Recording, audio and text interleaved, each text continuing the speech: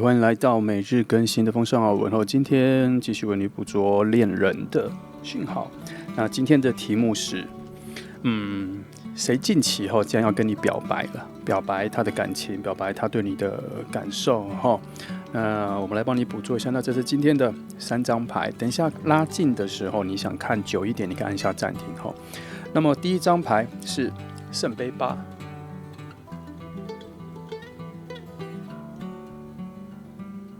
好，第2张牌是宝剑侍者。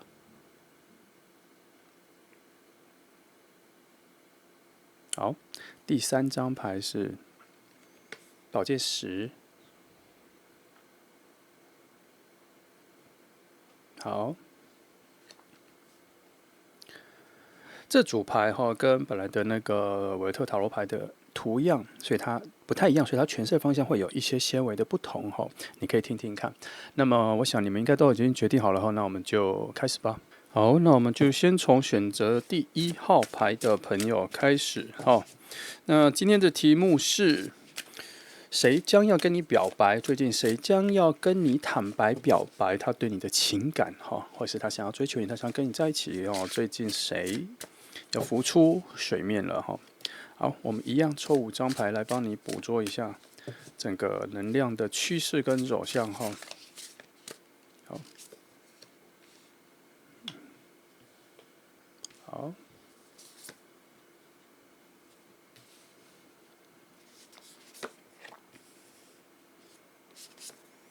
好，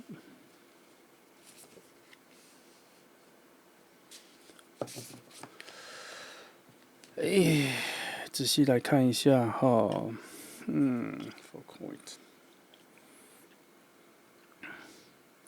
首先啦，他其实已经很想跟你表白了，他其实已经很想跟你表白，但是被你挡住了哈。你最近可能释放出一种比较难靠近的感觉，你可能不觉得哈，但是确实是有能量上是有哈。我觉得他这个感觉会从你心态里跑出来，让别人感受到，是因为你最近可能接触的某些东西，让你有一些防备心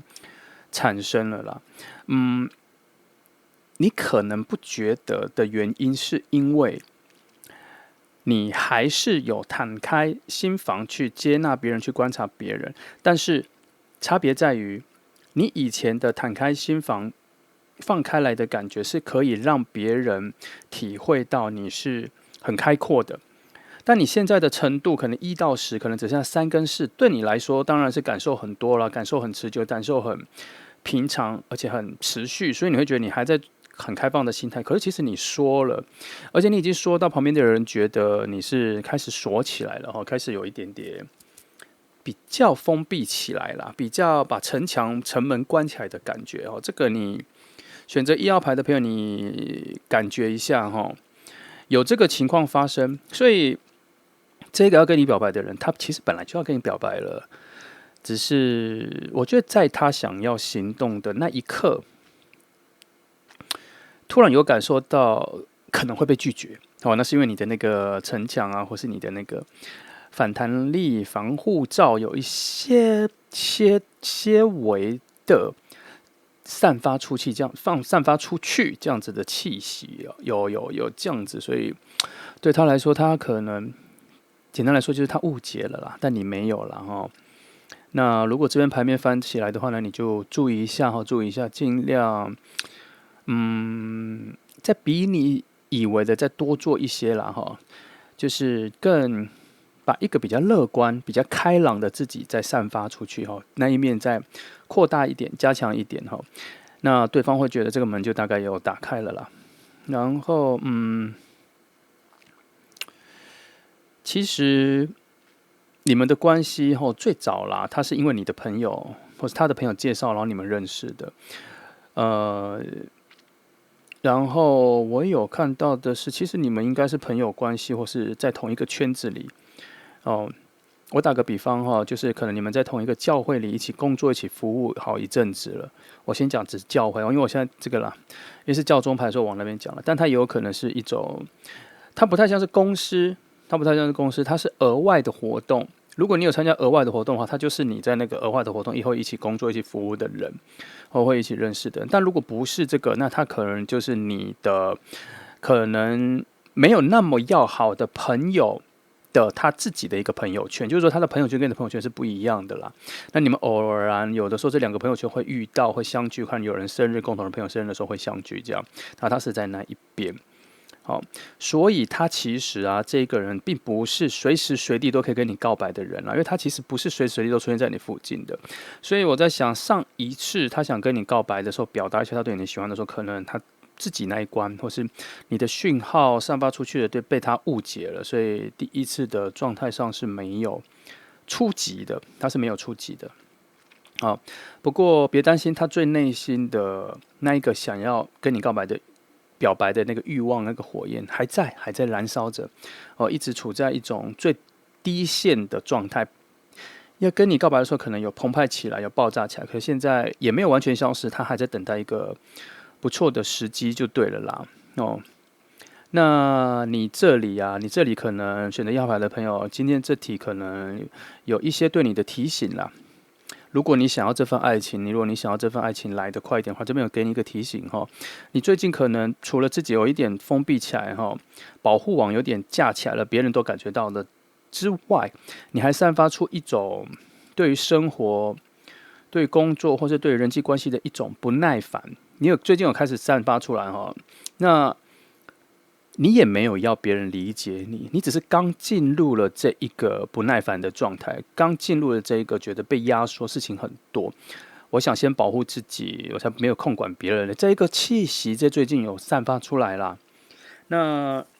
这个气息跟这个讯号，别人接收到的时候，你不只是把这个缘分先挡住了，可能连你的朋友最近都会先不要那么打扰你因为你有一些这个气息，也不是说你生气或什么，但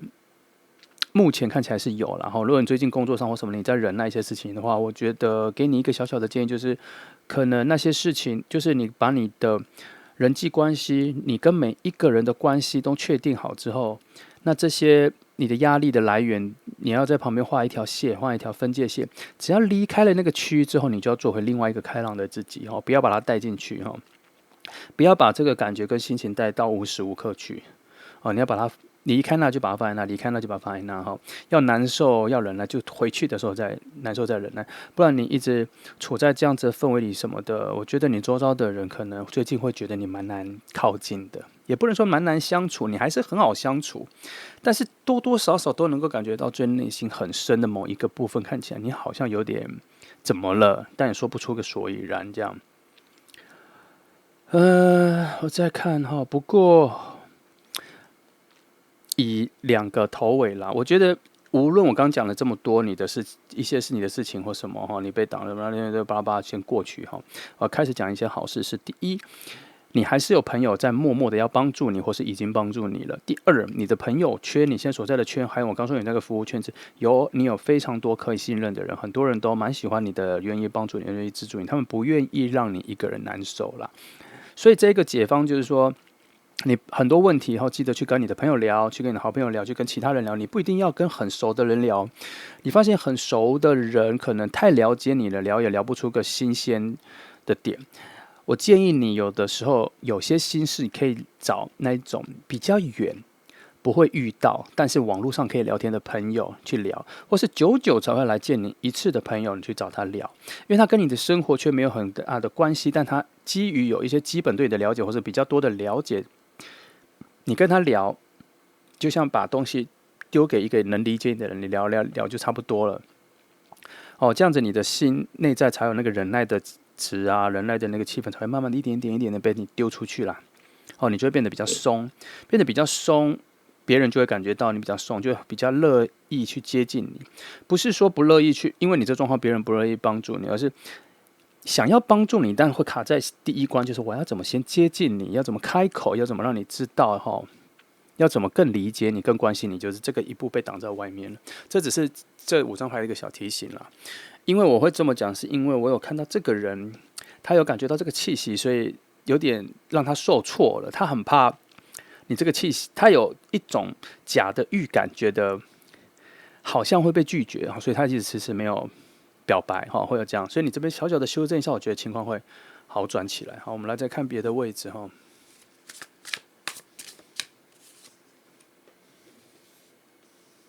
好，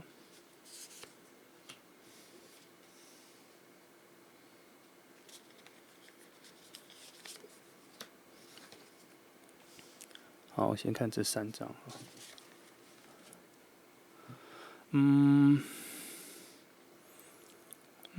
其实我觉得都还不错哈。你有几个优点？我觉得你有几个优点，你留着哈。不过我可以跟你说，你这几个优点反而就是你有一些压力跟责任感一直累积在你身上的来源啦。你很难不去承受它带来的压力，因为你其实有一个优点，你有很多优点是，你做事很有效率，达成率也很高，而且你对人其实很亲切的哈，你对人也很好，物质上你会带给别人很多东西，就是说喜欢的东西你会分给其他人吃，或是偶尔看到什么东西会买东西给大家，然后到了年节或什么时候你也会去祝福别人，当然也会送礼，去拜访别人也会送，你就是这方面的时候，你是一个非常好的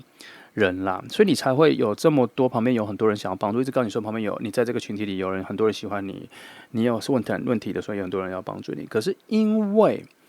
钱币4这个，你把自己锁在一个城堡里了。好像你只在城堡里往外丢一些补给品给外面的人，需要的人，可是你自己却不让人进来帮你。好像有这个状况，但试着打开一下胸怀啦，试着打开一下自己的处境，跟别人聊啦，就只要打开一点点就好，没有你全打开。你现在就只要打开一点，让一些人进来，让一些人可以跟你说话，听到一些新的声音就可以了。因为你有蛮好的水能量在灌溉你的周遭的人际朋友人际关系圈，那这水能量是来自于你，所以你就是那一个很好的水能量在灌溉你旁边的人哈，所以旁边的人都其实反正就很喜欢你了，讲了很多次哦，所以这个是你的优点，但我相信也有可能你疲乏了，最近疲乏累了，你想把自己锁起来一下，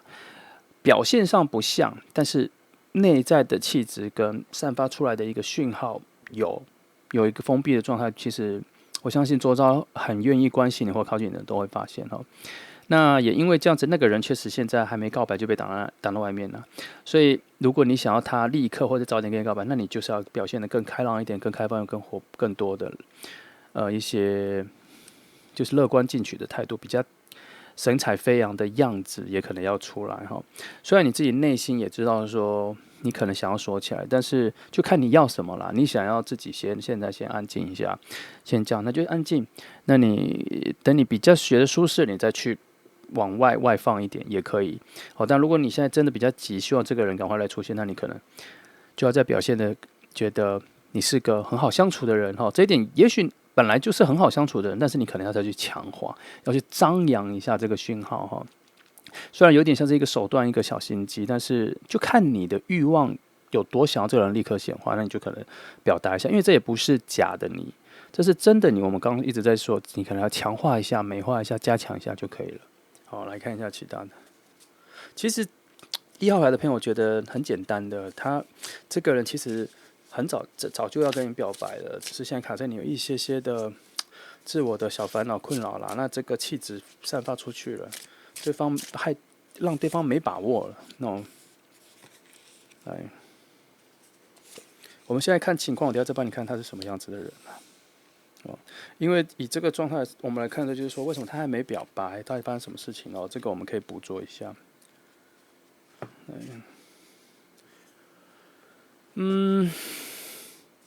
别担心哈，即使你没有因为今天看牌然后被提醒了，其实你也会慢慢的恢复到没那么封锁的状态了，也是会有，这边也是会有了，只是因为它真的放在太后面了，哦，在太后面了。如果你还是这样子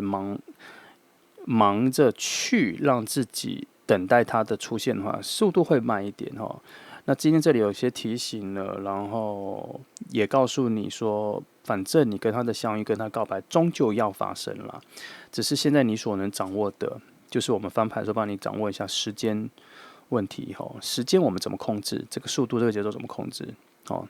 就点出来了，就是你的一个内在气质的散发，可能要修正一下哈。那其他的我觉得都还 OK 哈，都是一些提醒啦，就是这边也是哈，你内在一些忍耐、封锁自己的那个状态要解除掉哈，要再放开来一点。那6的话，其实也还好哈，这里啊哈，有一些牌这里啊哈，都告诉我说，这个新来的人的状态其实是被受到祝福的啦，哦，感觉还不错，人也不错，也蛮浪漫的哈，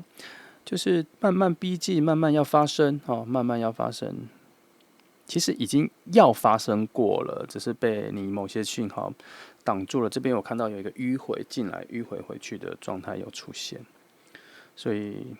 好，这是你现在所能做的。来，我们再看其他的，我帮你翻一下他的人的部分哈，因为连我都有点好奇了。就是他人怎么样哈？个人的，其实今天选到1号牌的朋友，到现在都还没讲到你们两个能量合不合这些的，因为这边就真的没有讯号。这边讲的比较像是现在什么情况哦？现在什么情况？这个等一下，我先翻另外一个。好，先从你们两个为什么需要相遇哈？两个什么东西能量连接的，是一个什么样子的本质哈？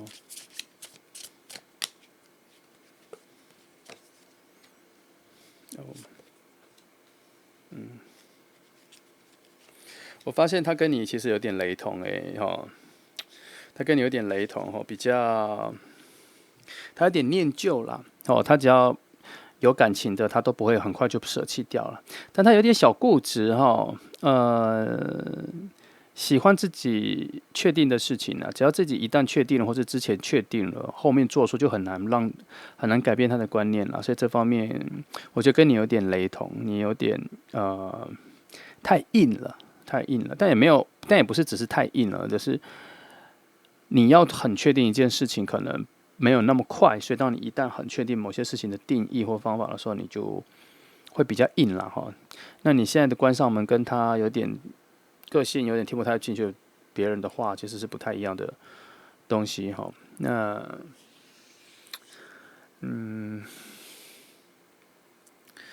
然后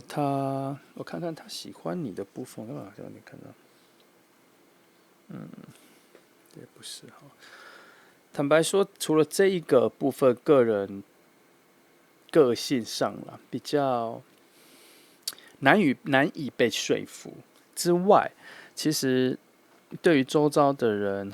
对旧朋友，他也还蛮念一个情分在的，所以他跟你在一起的时候，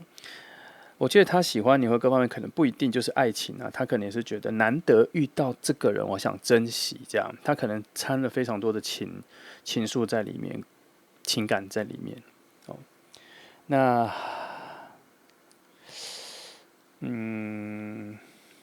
看一下哈，这链接。我觉得他现在离你有一段距离啦，是不是？你们最近可能没有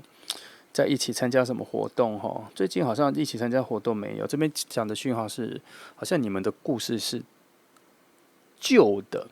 好像你们的故事是之前发生的，所以你们上一次见面离现在有点久，但是距离也拉开了。那最近他会回来了哈，因为今天能量已经捕捉到了，所以好像会有别的契机。主要也都是因为你们的共同朋友，可能有一些事会让你们再次相见了。但你的话，你其实不用做太多事，你可以被动的或是不等待的方式，尽量不要用等待的方式，然后出去。他的主动性会比较强，因为他好像。反正下一次他的主动性会比较强，因为他这边有一个能量好像被压缩了，现在正要弹回来哈，所以牌面我还是要跟你说，在他出现之前，你尽量保持着你原本就有的那一个乐观、开放、接受各种变化的那一个个性哈，比较开朗、比较乐观进取的那个个性，我觉得你要再把它拿出来表现的多一点哈。尤其是你在跟别人接触，或是跟朋友出去接触的时候，你要再去多表现一点哈，不要觉得自己好像很假或什么的。可是因为那个本来就是你内在有的，我只是希望说，为了要赶快跟这个人的关系然后有所拉近，你可能要再澎湃一点，再强化一点啦。哦，为你这段关系的发展其实是蛮好的。好，牌面上也有说，我刚说了嘛，哈，即使你不做什么，你们两个的效应还是会发生。但我觉得你先准备好，多做一些，除了时间会加速之外，两个人相遇的品质也会有不错的提升。好，来，接下来翻这个人哈。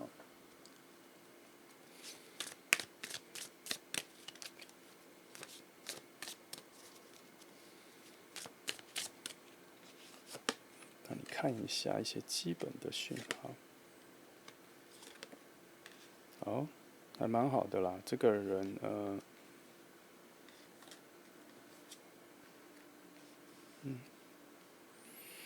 这个等等，哦，这个人蛮好的，他私底下。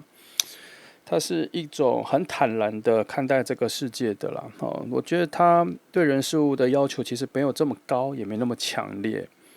哦，也不会，也没那么强烈。他有点像是人生可以淡淡的过，然后很多事情都是靠当下的直觉去决定的一个舒服的状态，舒服的状态去决定很多事情。他不太像是一种野心很大，每件事情一定要按部就班，或是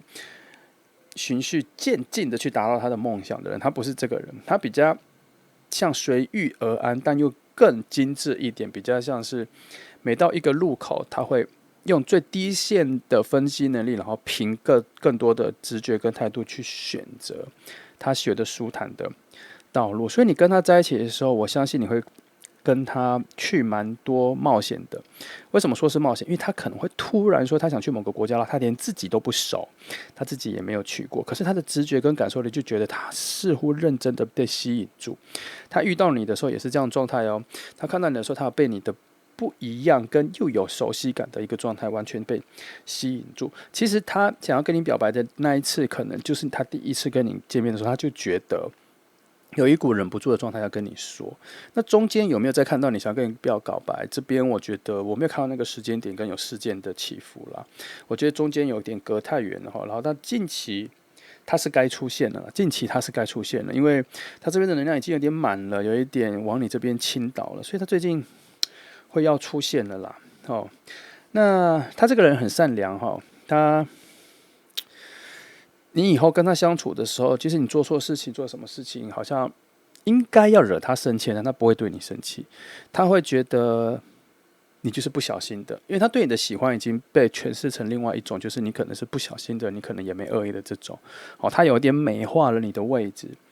他的感受上，但是我相信在他的直觉里，他不是刻意去美化你的位置，而是他就在他心里，他就觉得你在他心里是一种很美的状态，不是说你的外在很美或什么，而是你这一个状态在他心里很像是他初次见到了什么很美的风景的那一个感受，而不是真的是眼前这个美，这是两种不同的哦，一个是往内心去的那个美哦，一个是眼前的那种具象的美。那我要说的是，你的出现在他心里哈，他把它当成是一种看到景致之后心里感受到美的那一种状态，所以他其实可以包容你很多，原谅你很多，我觉得他也会宠你了哦，这个人。那争执的话，两个人我是觉得还好，性格上不太一样，但是本质上你们两个的本质对爱情的感受、价值观、方向感，我觉得还蛮接近、蛮雷同的。我这里没有看到什么冲突点，最多只是说你们有一个时间距离哈。那这里有很多牌都在说，你们会有个不错的关系，不错的结局，也会有好的结果。这里有这个，他有拉的比较远，但是我看一下，因为我有觉得一个远距离、长距离的讯号一直出来耶，所以我很担心说会不会其实是一个远距离的恋爱哈，因为距离感好像有慢慢浮现在我眼前。然后以他的角度，他可以理解这一个点的可惜，他也希望住在你附近或什么的时间，他有可能时间上跟你拉别人，可能是他工作的时间跟你完全不一样，或是他工作的时区跟你不一样哦，也有这讯号，他有一个离你蛮远的一个讯号啦，这也难怪他可能没有那么长，能够频繁出现在你身边哈。那个远的距离有出现好几次，好，再看一下。哇，这一题我用了蛮多思考的哈，我已经脑子越来越空了，好像有点被挖掉了哈。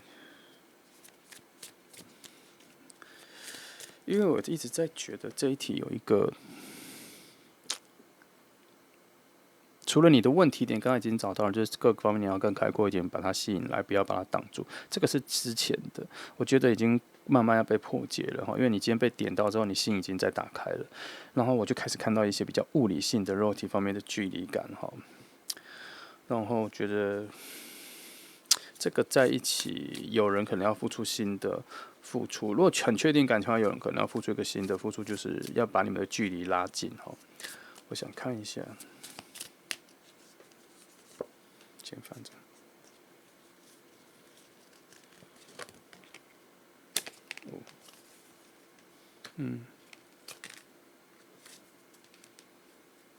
确实，你们其实今天这样一看下来哦，其实金币的情况蛮少的，对不对？表示你们两个人在一起的生活状态跟画面很少很少，都只有一个感情的连结很强烈而已。哦，无论是未来还是之前，其实而且是他单方面对你的感情连接很强烈。其实我也没看到你对他的反向的感受哈，即使在未来的也没有，都是他这里对你的感受很强哈。那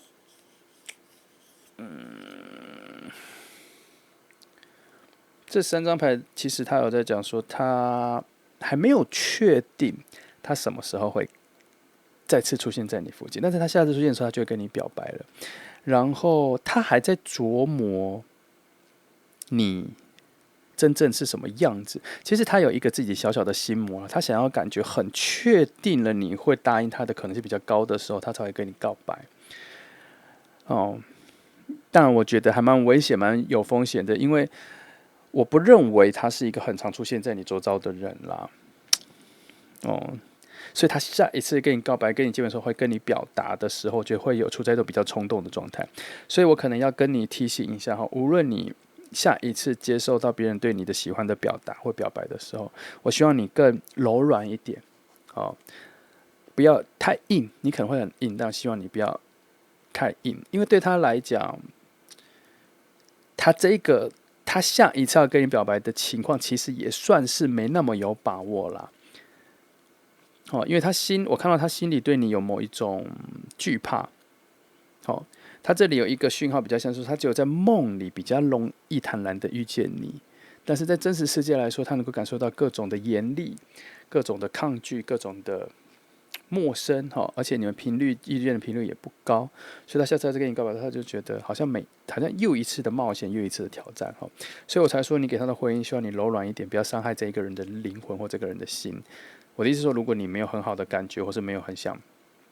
答应这类的话，就不要伤他的心。可是以牌面塔罗牌今天这样翻起来，我没有觉得你会拒绝啦，我只是怕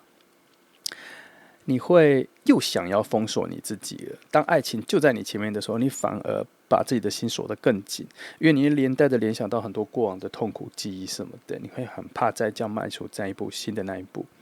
哦，这个人哦，总之他还蛮善良的啦。我觉得差不多了啊，差不多了。这里的讯号，他给我的那个讯号越来越模糊了，我已经快捕捉不到他到底该给我什么了。哦，我还是翻一下，我再翻，我觉得差一点。给我3张牌，给我一些他的讯号。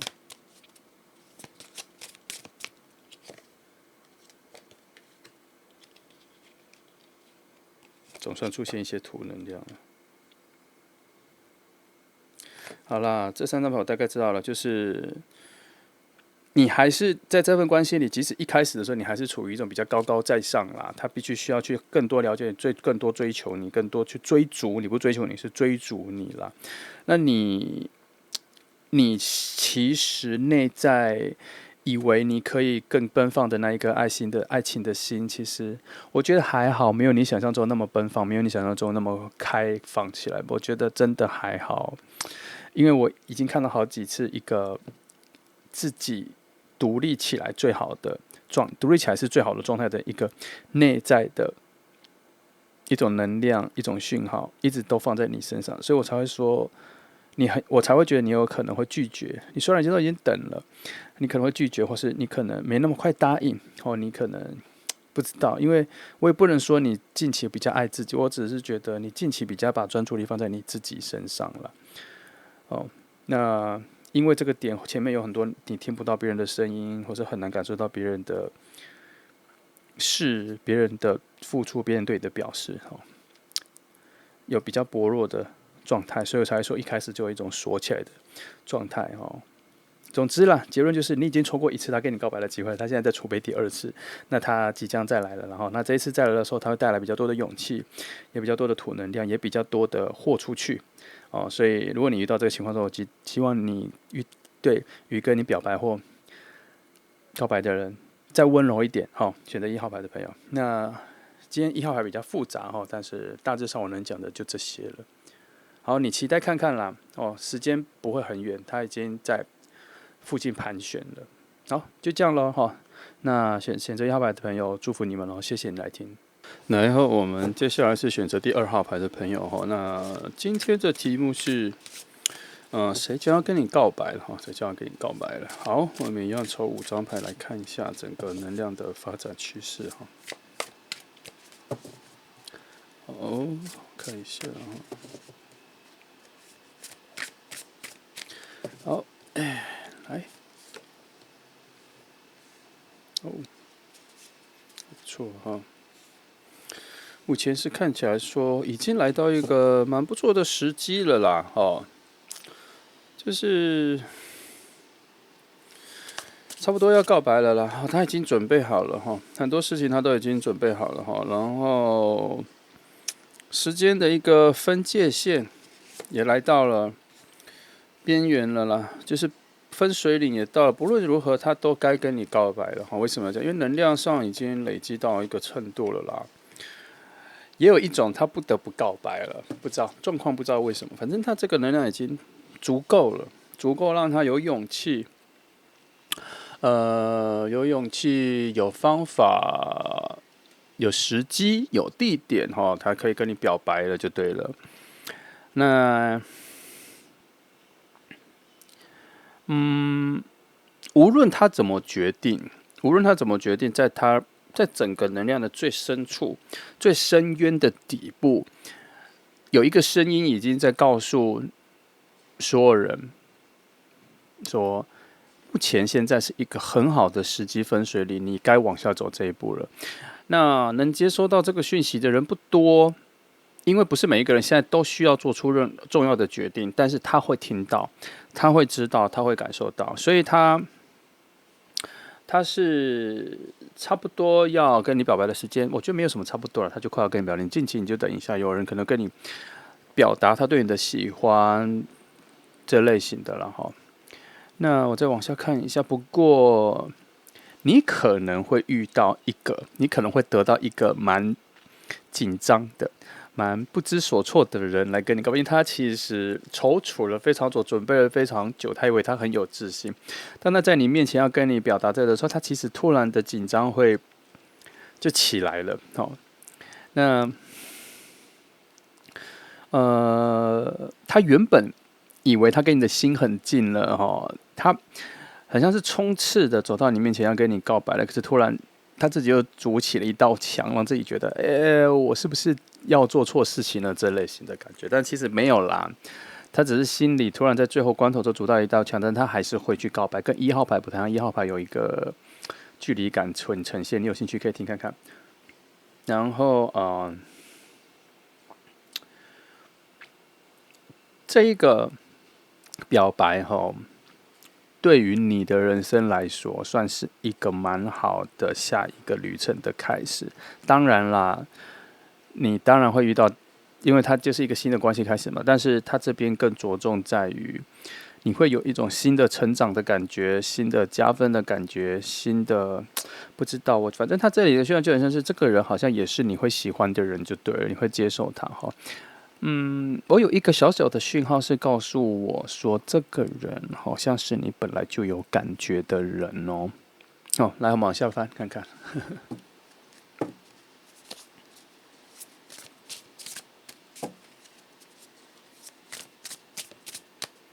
哦，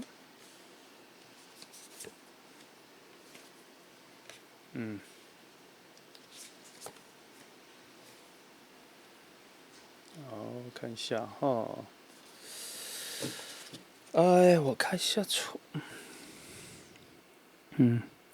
这边有在说可能，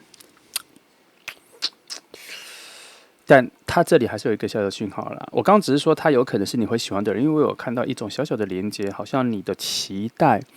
你原本的期待，你原本的向往，你原本心里的小小的许愿有被实现了。但是我在翻这张牌，我发现你突然好像有点严格了，好像会对于要出现的这个人或是将出现这个人有点严格哦，所以这现在可能需要拉回一点点，你有可能会拒绝耶。但你这个拒绝，所以等等哈，我现在突然觉得好像有同时两个人出现了，或是有这边好像捕捉到还有另外一个人出现，可是那个人似乎不会告白，你可能心里说，我觉得要跟你表白这个人，你可能会拒绝，然后因为你心里有在期待另外一个人，但怎么说呢？牌面上是说要跟你表白，这个人是整个能量都准备好，他势在必行，必然要出现在你面前的耶。我不知道能量为什么要这样讲，似乎也是否牌面上也觉得将要跟你告白这个人不是你所期待的，不是你所预期的，但是这一个人算是不错的一个人哈。那他这边有在讲说，你可能要收回你的严厉跟要求，跟就是说我把它再重新讲更白话一点，就是说这个人也不错，但是不是你所期待的，所以你对于这个期待的落空的不满或是失落，迁怒到这一个好人身上，这个不错的人上，这个新的机会上，但是能量似乎在说，这个人其实不错，不要错过，因为这个人可能会帮我刚前面说这个表白可能会把你带到新的旅程去。他这边有讲的更明确，是这一个人会让你感受到你接下来的日子有一个重新建立一个新天地的新生感、重生感，哦，会有一个新的人生的，就是它会有一种加分作用，是你不期待的、意料之外的惊喜啦。也就是说，这个表白的人可能不是在你现在所认知的人里面，很有可能不是哦。我终于知道了为什么会有一种熟悉感什么的，因为他可能他把你这边有你的讯号，你所期待的那个讯号，跟真的要到你面前的两个讯号，刚刚前面有点交集在一起了。我现在大概可以把它分出来了。所以，因为这个要跟你表白的人里面有好牌耶。我觉得有蛮好的能量，我就不先偷偷跟你说是哪一个位置，但是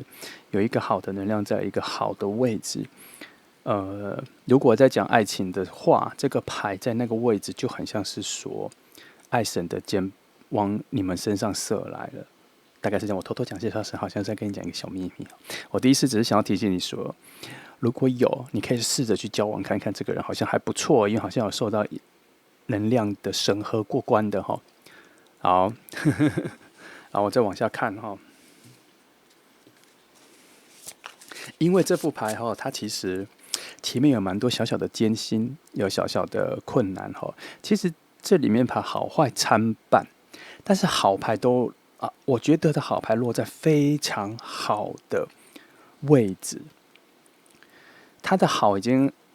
好在我觉得是最完美的位置，那个牌应该就在那里。其实那个位置应该就是这个牌是，就是说可能有一两张我觉得最适合那位置的好牌。今天有两处出现了完美的牌，出现完美的位置。那这两个位置呢，所讲的讯号是说，你所期待的美好未来、美好世界，你所想象的完美境界，跟你梦里会遇到的那些情况，已经来了。已经在出现的路上了，大概是这样子的讯号啦，你大概就去琢磨。然后还有一个讯号是说，你已经抛下过往的行囊、过往的负重，走向了新的王国、新的世界、新的地球，也可以这样说了哈。那只是这个起步维艰哈，它是走在许多的荒芜跟许多的崩坏之中。一开始的路开始走起来的时候，是在一种崎岖的路上，但会越走越好。而且你已经在人生的分水岭上迈出了新的一步往下走去，不要停止，不要放弃。差不多是这样的讯号哦，大概是这样。我讲很慢，又再慢慢的把它整理出来哈。好，再来哈。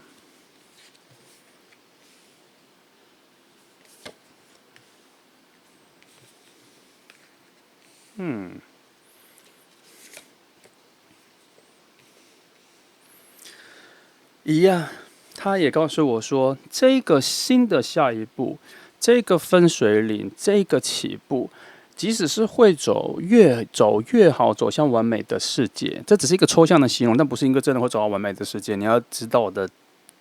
抽象的形容跟一个象征的形容，但大概现实面应该符合上，就是走到比较好的世界了。那这个路上，你会看到镜射里的另外一个美好的自己。你会跟他学习，你会被自己一步一步的努力，跟一步一步的内心对话，开启自己的新的智慧，哦。然后你除了会抛下以前的行囊，走到新的世界之外，你还会把旧的过错、旧的过失、旧的挫折感、旧的记忆、坏的记忆，转换成一种重生、全新未来的助力跟能量。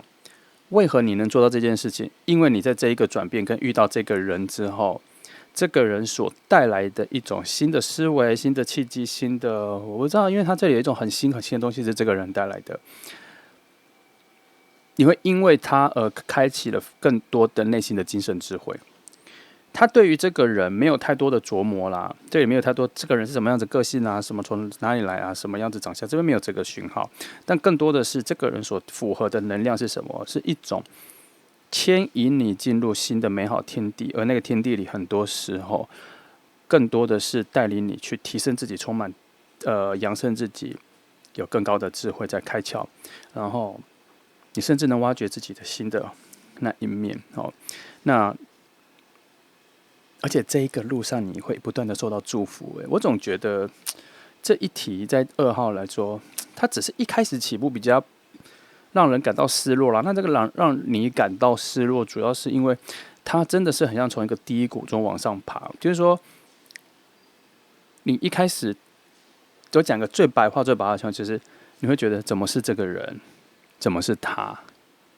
你会想拒绝。因为你很严厉的要求，你的人生需要出现的不是这个人，然后那个时刻你会走到很低的低谷。但是整个能量告诉我要告诉你的是，但这个情况只是低谷，后面都是康庄大道的感觉。你要不要试着交往跟试着认识看看这个人？差不多是这个讯号哦哈。我只能说你可以冒险看看，你可以挑战看看。好，好，我再往下翻哈。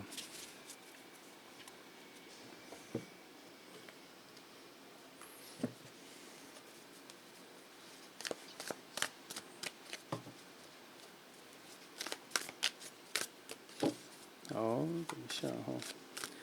一开始这个牌的讯号我觉得很薄弱啦，然后现在有越来越浮现出来哦，讲的比较能够讲得比较清楚。再来哦。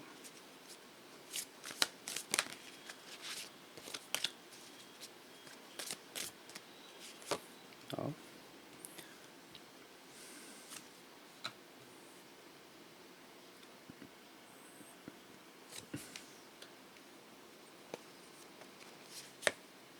翻多一点哈，我原本只需要一张牌的讯号，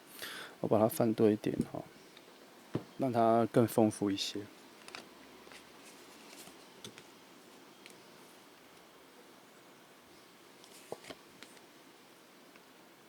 好，他这边有在说哈，这一个人哈，其实他看你很久了，他有一种想要把你从某一个世界里救出来的感觉。他好奇你很久了，他对你充满好奇心，不是因为你跟他的不同而充满好奇，他心里就是有一个很特别的感觉，就是他要把你现在他认为的这个乏味的世界里面捞出来，让你去看看这个新的世界，让你对新的未来跟他的世界的，或是同步于他的好奇心，因为他其实是一个对世界充满好奇、充满乐趣、充满冒险、喜欢去挖掘新资讯的人。那在他的眼里，你很特别，所以他希望你跟着他一起去。那在他的独断的认知里，他觉得你的世界不够丰富。好啦，这个不讲起来有点看不见，但是他确实跟他的世界相较起来，他觉得他能分享你更高、更好的丰富的世界。哈，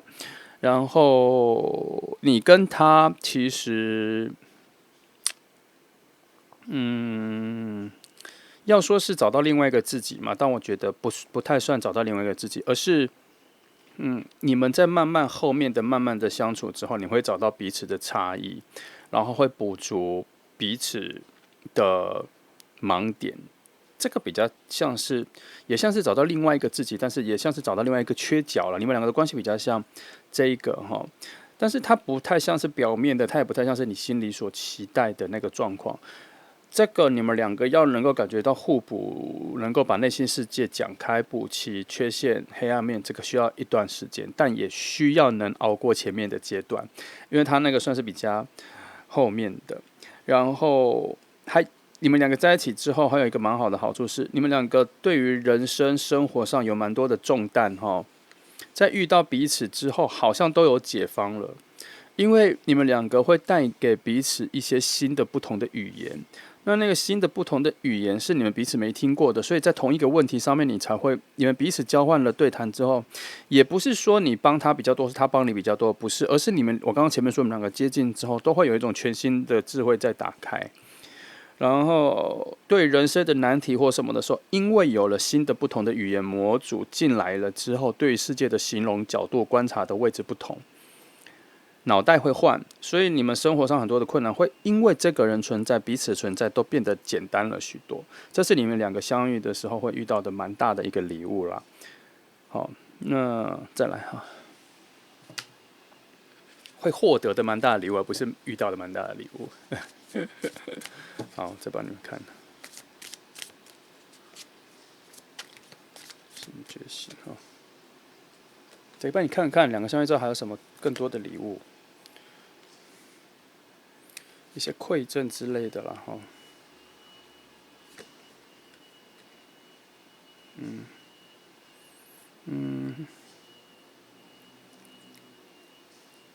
好，等等哈，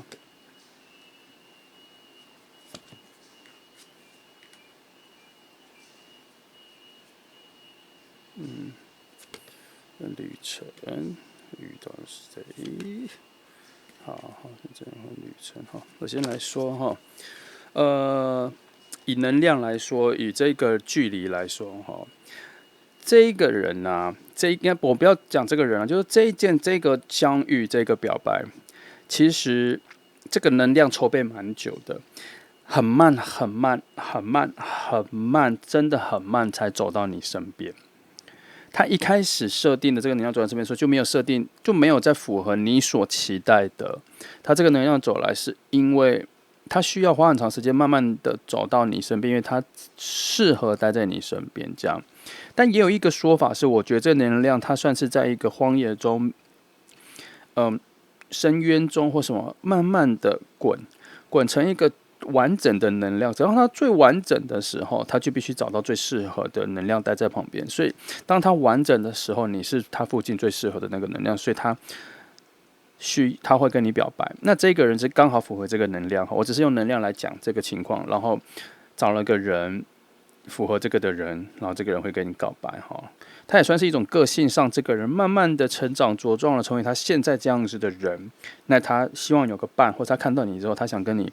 为伴，所以跟你表白这样子。但这段路其实走得蛮久蛮长的哈。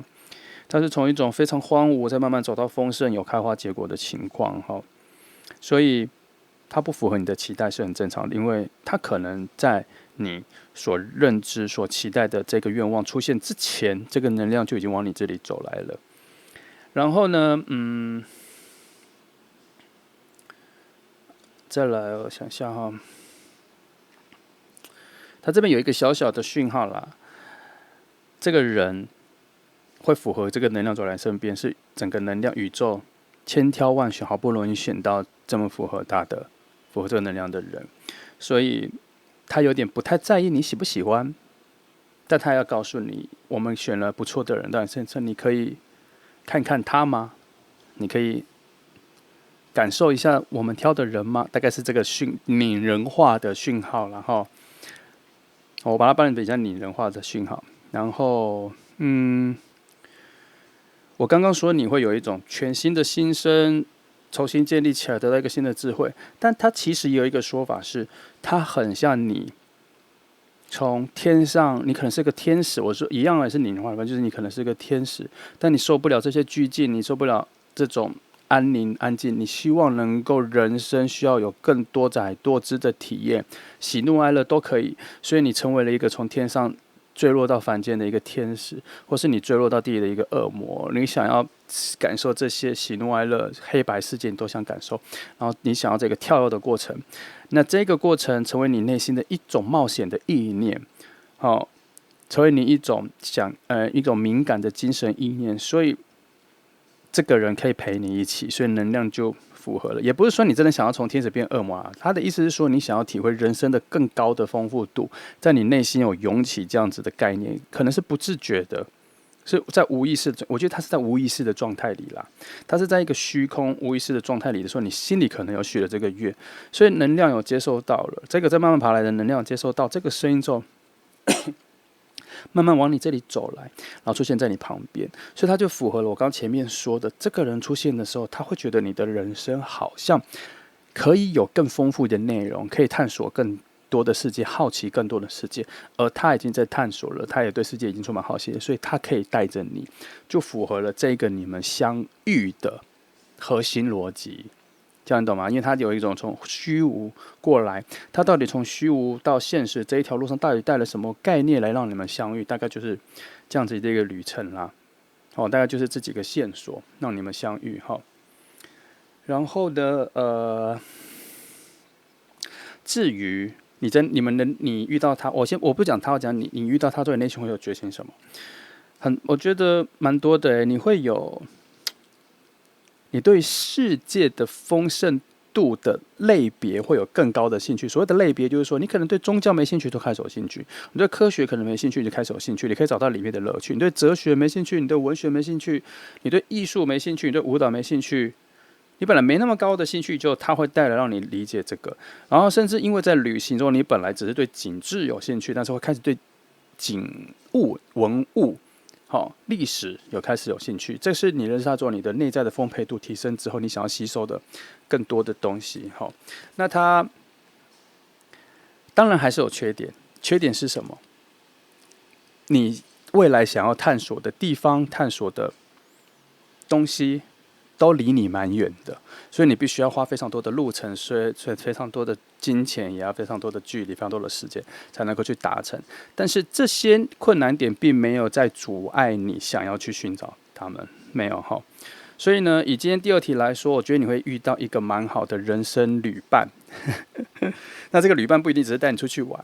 他会让你体验整个人生蛮多重要的事情。无论你们在一起会多久，但这一段算是真的很丰富，你可能一辈子都没办法接触到这么多东西，因为它很有可能，如果你没有持续下去之后，你后来还是会静止下来。因为可能年纪或是内在的丰富度、接收的速度都降低了之后，可能这一段才是最丰沛的。好吗？那就是今天这题有一个这样子的人要跟你表白那你可以期待看看啦。我还少一点讯号给你，我帮你翻一下，帮你翻一下这个人的一些比较立体的讯号有什么好了哈。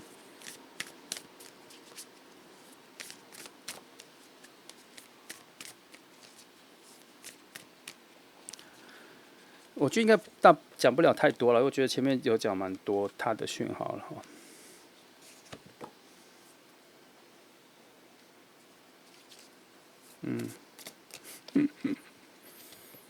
这里都已经开始有一种你们出去玩的事迹的画面都出来了哈。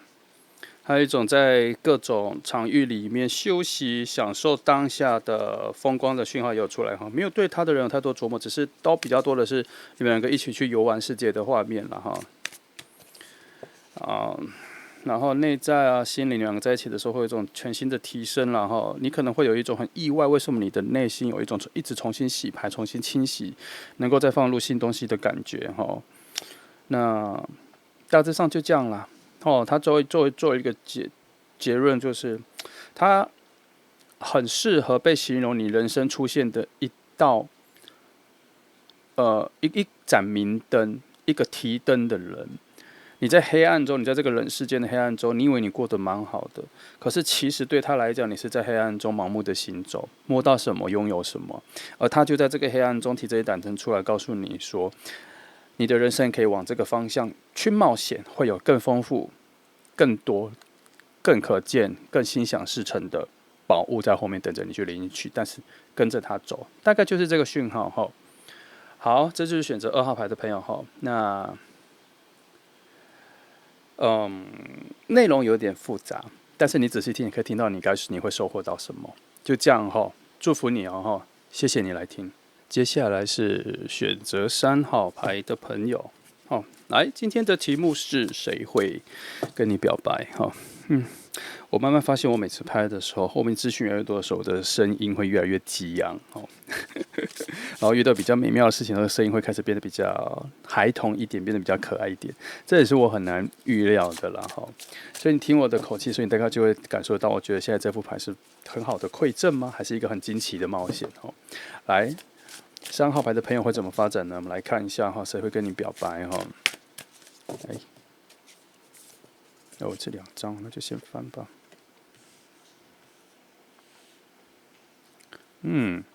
哇哦！先2张，我先跟你说，3号牌的核心已经是一个丰盛的旅程了，已经丰盛的收获了在于土能量来说，已经到了终点领取馈赠的位置，所以这个人来跟你表白的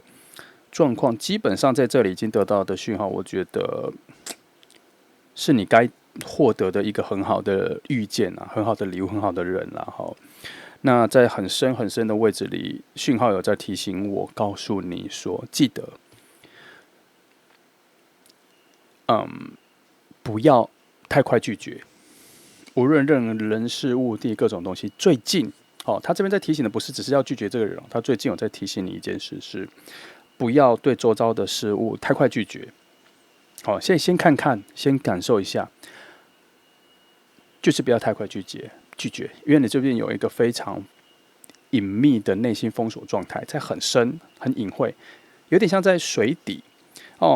有点像是有人告诉你说，有一个你最想要的东西，现在放在水底，你游得下去，你游得进去，你摸得到，你看得到。但是当你接近这一个东西的时候，你发现它竟然被一个盒子绑住了，还有锁，被一个盒子框住了，还有锁，就有点像是一个透明的盒子，或是亚克力的盒子，透明的，你看得清楚里面的东西，但你却打不开。现在你的最内心、最深层有一个很重要的感觉，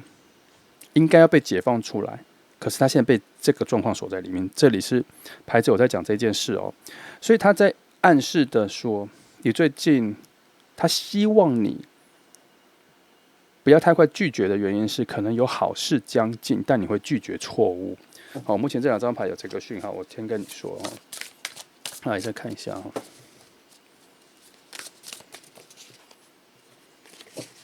来，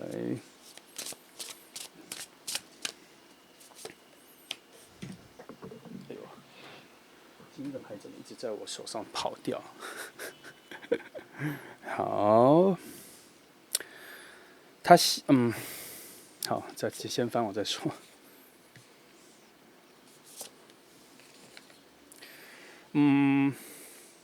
你心里有一些苦啦，你心里有一些苦，你把它放得太高级了。所谓的高级，不是说东西很昂贵啦，很珍贵的那种高级，而是你把它放在难度放得太高级了。你把一些你心里的苦，把它强化到太重了，太难受了。这边有在提醒你哈。为什么这里都还没有讲到那个要跟你表白的人？因为有的时候，在这个人跟你表白前，宇宙有的时候会牌面，有的时候会希望你先整理一下自己。就像我每次说的，常常说的哦，无论你是第一次听还是你听很多次，你都会听到我后面都会常常说这句哦。如果我们翻牌是在今天题目之前的状况，他希望我给你的提醒，通常重点都是，如果你能调整好，先对自己有足够的理解。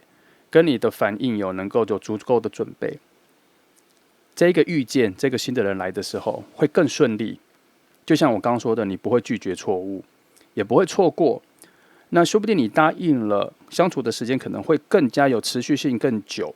你能够享受的更多，你能够探索的更多。时间久了，有的时候我们会对人的感觉从普通人、熟人。最后你会发现他是一个很好的人，是一个完美的情人。但是每一段爱情前面都会有一段经历去挖掘，那对方也可能被挖掘之后才知道自己也有那个宝物。所以我才说，事情发生前，这里牌面会叫你准备的，可能真的是跟你后面你们的相处有很大的影响。所以这边再告诉你说，你心里有一些感觉，责任感、负重、劳累感，你想逃避。你想把自己关起来，你想好好休息，可以，但是这边说你把它放在太重的地方了，把它想得太难了，你把它放在就是太高级的位置了，它原本只是就像地震一样，这个地震你感受上，你把它感受成是6级地震，可实际上测出来它就只有3级、4级，大概是这样子，你把那个感觉。想象放得太重了，现在有这个内在的困难，想要3号牌的朋友，如果你被提醒到的时候，你要注意一下哦。那这个东西一调整完之后，你就能够好好的迎接这个人出现在你面前，因为这个人来的时候会感受到你这个人很轻松了，他会感到你很轻松了，而且你本来就应该迎接这个人来跟你表白的时候，你感觉到被拯救了，被牵着飞起来了，飞起来之后，你能看到更宽广的世界，你能从俯瞰的角度看这个世界，你会觉得很开阔。它本来就应该要这样子出现在你人生未来的。但是如果你前面这些东西太负重了，你无法享受这一个悠游畅快飞翔的感觉，进入新世界的感觉。牌面上有在说你就是要进入新世界的，所以你先准备好这些过往的负担什么，赶快先抛下吧，不要想得这么重哈。因为它整个核心的基础在于你需要获得馈赠，你需要获得重生，你正在一个开启的新道路前的闸门口，你现在站的位置是这样子，所以整个讯号就在告诉你说，现在无法走得顺畅，无法走得轻松，背着太多行囊的人。问题点只有你，希望你抛下，然后在这个人跟你告白之后，好好的享受后面这段旅程。现在的讯号就这些都在遇到这个人之前目前看起来表示，看起来这个人能带来的东西似乎还不错好像很值得期待。来，我们先翻其他牌哈。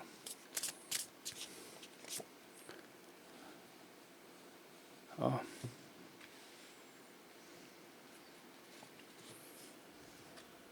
应该是这里。你们的相遇是注定的啦，而且你们第一次一开始见面的时候就非常有感觉了，很快就投入到有恋爱感之中了，很快，因为都已经出恋人牌了，恋人牌代表的是一种疾风的感觉，瞬间遇到表皮就会感生触动，而且会起鸡皮疙瘩，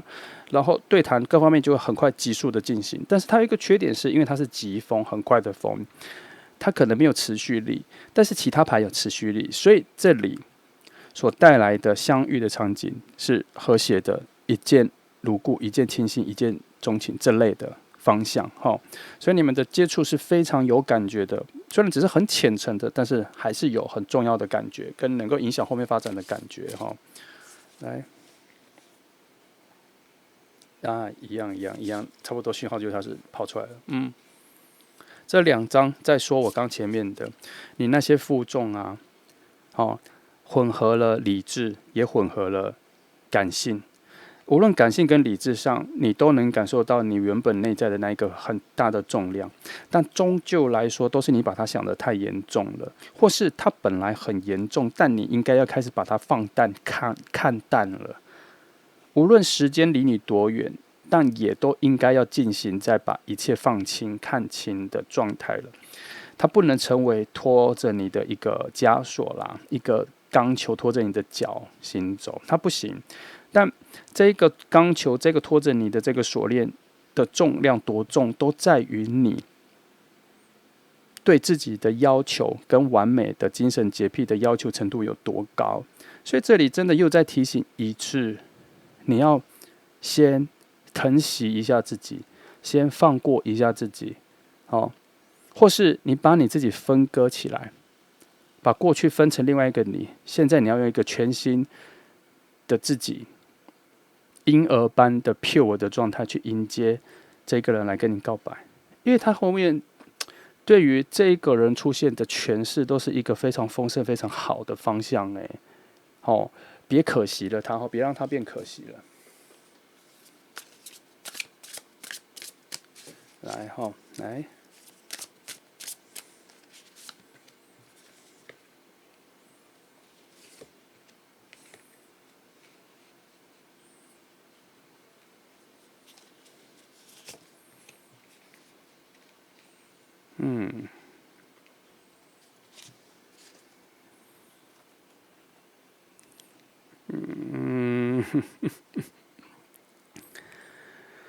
这里比较多他了我觉得他是他了，好吧，只能说7号7的杯子常常让我觉得很疑惑，这样到7圣杯7，我都会有一种突然非常疑惑，非常难以选择应该要用什么方式跟你们说。但这里的话，想一想，我只能说，你心态上会有一个错误的想法会浮现，你可能要收起来。就是你遇到他的时候，你突然会有一种特别的我觉得这个是很打扰你的想法，你要仔细。他会有点像说，我还可以遇到更好的，有这个讯号出来，但是我这边帮你看的这个讯号出来不是因为对方不好而你觉得遇到更好的，而是他变成是你内在一种不想接受新爱情的一个小小的内心的不能说小小的，它就是一个会影响你的一个借口。他把它转换成一种好像不知道是责怪你自己，他有点像是也可能在告诉对方说你可以拥有更好的别人，或者是你这边出现一个说我可以拥有更好，他有一个这个很强的杂音要出现，但主要还是因为你这个原本内在的一些重量责任感没有放松。我觉得很奇怪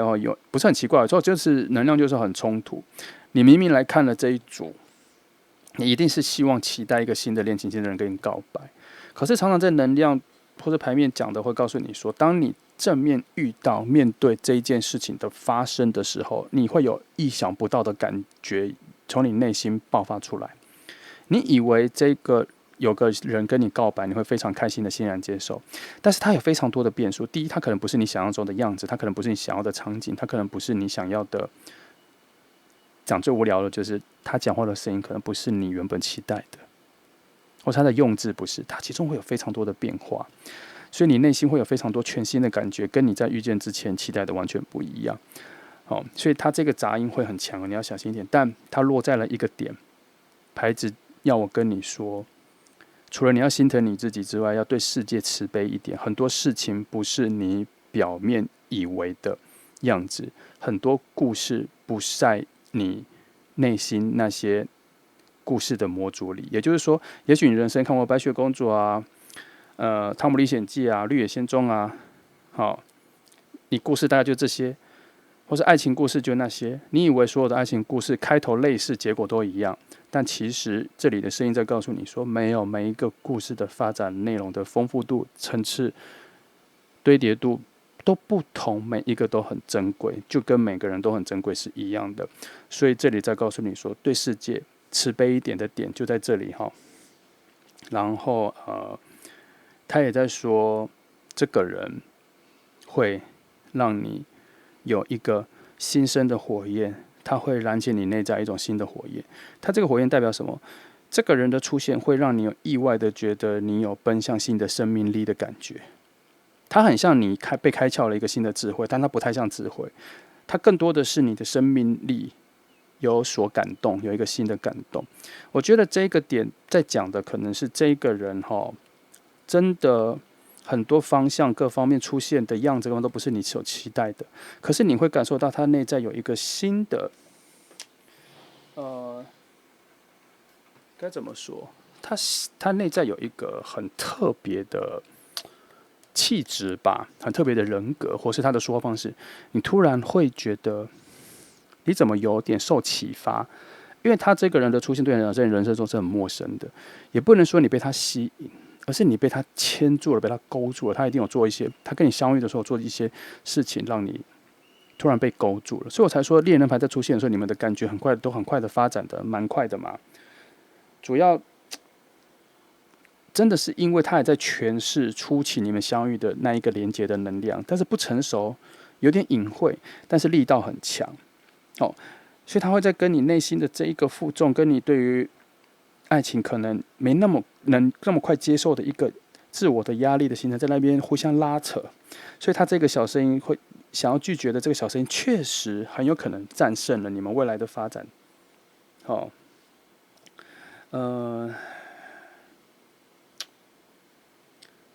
只能说牌面真的落在了很好的位置，他真的给了一个很好的讯号，叫你对这世界再善良一点，再慈悲一点，再有胸怀一点，去接受可能无限的发展。因为礼物真的就在后面了。你这个牌一开始的起始点是非常好的金币10，表示后面确实有一个扎扎实实你该领的礼物就在后面所以不要太快拒绝，就像我刚前面讲的。那然后呢，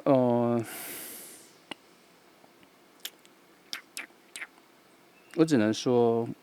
你会获得一个有智慧性的领悟啦。这是牌面说的，我不知道为什么这个时候要给这句话。牌面是这么说的，那我就把它转达给你。那他为什么要这样说？目前没有答案，所以我只能把这句话就转化给你。他说，这段后面你会得到一个非常有逻辑性的、有分析能力的。那你确定了这是一个礼物，你确定了这是一个你人生该领的礼物，但你现在还不确定，但你后面会确定这条路真的就是该属于你的。后面这个礼物真的就是你该领的这个记得我们刚前面说一个深水里面的那一个盒子，记得先把它打开钥匙在你手上啦，可是你碰到它的时候你却不打开，先打开，试着打开你以为没有钥匙，你找不到钥匙，有啦，有钥匙就在你手上只是你没有发现，你没有想要开这里来，我们再翻一下其他的部分等等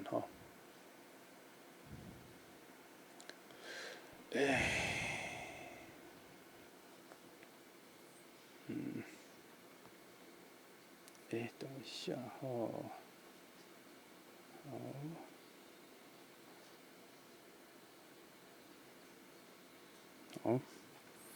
好，我来帮你翻一下其他位置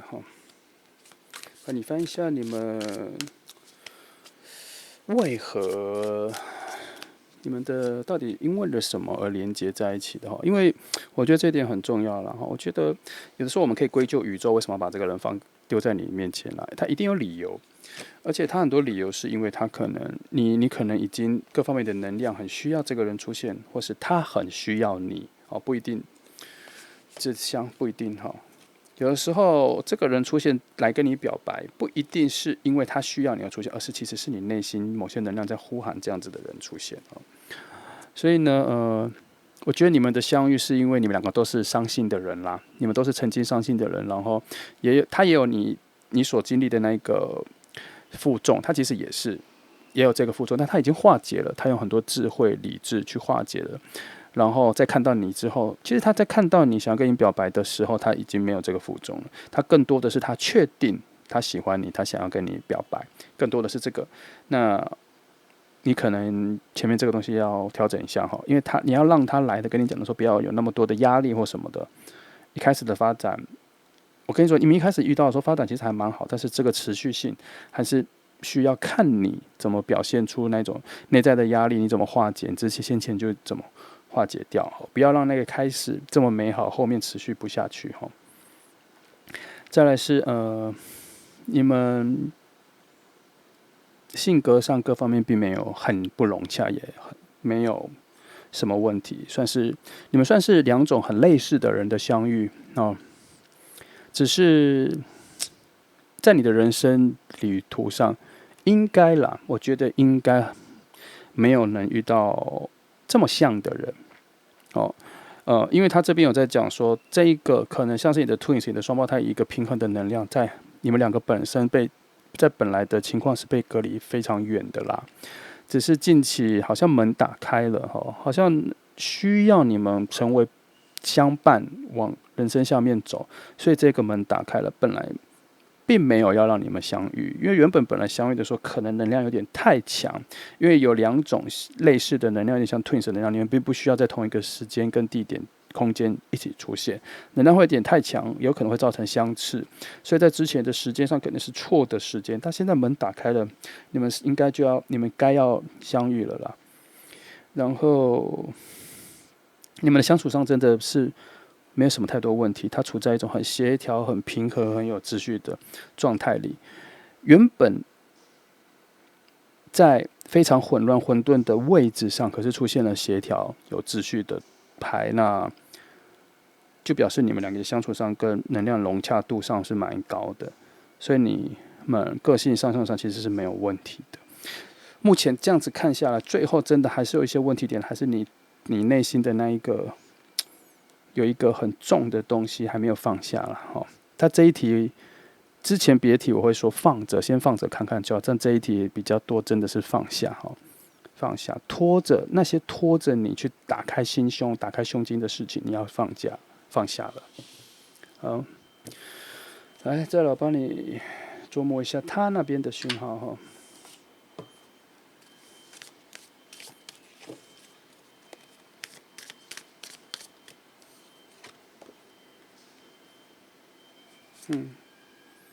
他是一个内在觉醒蛮早的人啊。怎么说觉醒呢？就是对于自己存在在这个世界上的一个个人价值啦。他到底在这个世界上，他需要为这世界做什么？哈，他来到这个世界上，他想做什么？这个觉醒，其实他觉醒的蛮早的哦。所以你遇到这个人之后，你人生有一些困难或什么，你问他困顿或什么一些人生的盲点，你问他，他可能我觉得他有蛮多的解答的。哦，然后，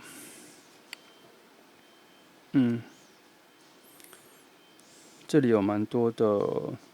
新的路径的啦。我觉得你人生到了这个阶段，有很多新的路要打开，甚至我刚刚说你们两个双胞胎的能量很相似的能量，本来被挡住，门打开，还有你后面要去领取这个阶段后面的礼物，这个道路，反正就是你原本目前看得出来，你原本好像被困在一个很多门的房间里，但你从来都没有想要试着去把每一个门打开。你有打开过几个，但打开过几个后面的情况跟礼物或状况让你觉得舒适，你就不愿意再去试看看这么多门到底是什么。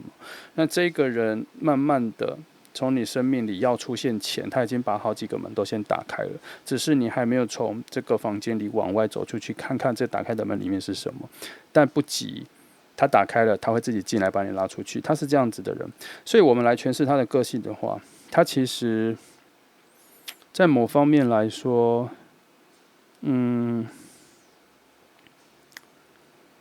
他是一个喜欢去找关卡，需要去找挑战，然后一个一个去丰沛自己人生经历的人。这方面是这样子，他不会在一个位置待太久，让自己感受到乏味。他会一直去寻找新的乐子，寻找新的乐趣，是一个活动力。我觉得是一个活动力跟活动能量还蛮高的人，行动力或什么基本上他的节奏也蛮快的。但是你没有那么快。虽然说你们两个有一种能量上好像是双胞胎哥们，可是他好像是你的热版，然后你是冷版。他可能是火焰，你是冰块，或者是这样，就是你们是同一种样子，但是它是一种热的版本，你是冷的版本。好，看起来这些我再看一下。但是这边无论是你们两个的样子或能量什么，都是有点类似，但没有一种旧的感觉，或有一种似曾相识的感觉，这个就没有了，不是这种。你们还是出现的，还是有一种新的感觉，新的人、新的样子、新的声音、新的肢体语言、新的样子、外貌、新的衣着、品味各方面都是新的。但是你们的相似，并不是因为在你们好像有似曾相识，或者有一种旧识的没有。你们的相似是你们对事情的表达的顺序对于世界的价值观的切入点，或是你们的时间感几点该起床做什么事情，什么时候应该做什么事情，时间感都很类似这样。但是内在的模组、内在的一些特色啦，个性上、特色上、喜好上还是有所不同。所以，但是你们协调的蛮好的，在于沟通、协调、组合上面，本来要在很混乱的位置，都用非常稳定、有秩序的牌压着，所以并没有所谓沟通上的大问题，就是了。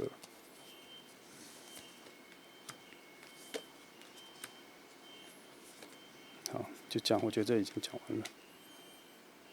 好，时间就这样了。这牌我本来翻他的个性，但是我觉得他讲别的，他说时间就是到了啦，他该出现把你领走了啦。好，这门开了，就是应该要把你从那房间里面提走了啦，你该往外走了。你本来就属于门外的世界了哈，你有能力去探索门外的世界，他来带你去了哈，而且他也需要你陪着他去了，因为他发现好像很多快乐没办法跟人分享，但遇到你之后，他发现你似乎能理解了。就在你们第一次遇到聊天之后，他不认为就这样子结束，他希望后面还有能够更多的持续，所以他在你身上开始有了心思，他希望能够再丰沛一下你们两个人的关系。所以在后面之后呢，他的4种能量都会爆发起来，风水火土这种稳定的能量、有热情的能量、有情绪的能量、浪漫的能量各方面有探索性的能量都会往上提升，然后他会带着你一起去做那我有看到说，慢慢的你跟他相处之后，你之前那个我刚前面说你有一些把事情想得太严重，这些东西就会慢慢被淡掉了。所以这边看到最后，我大概觉得你先不处理那个都也可以，因为前面牌面没那么多丰富的讯息，所以我才会提醒你说你先处理最好。但是原来那个讯息是说，你遇到他之后，你原本觉得心里有一些很负重拖着你那些东西，也会自己淡掉，但你还是先自己放下更好，知道吗？这就是这样子的人会出现在你身边你可以期待一下了哈。该怎么总结这个呢？我觉得，如果你是一个懒散的人，有人会带着你去旅行了。如果你只是想去旅行，你不想计划，这个人会计划好了。你只要跟着，把眼睛打开，把感受五感放开来去感受就好了。不忙碌，他忙就好了。大概是这样子的一个人的存在会出现在你生命里好，这就是选择3号牌的朋友那真心祝福你遇到他因为这个人出现好像算是你生命某一个阶段的解药好，就这样谢谢你来听，祝福你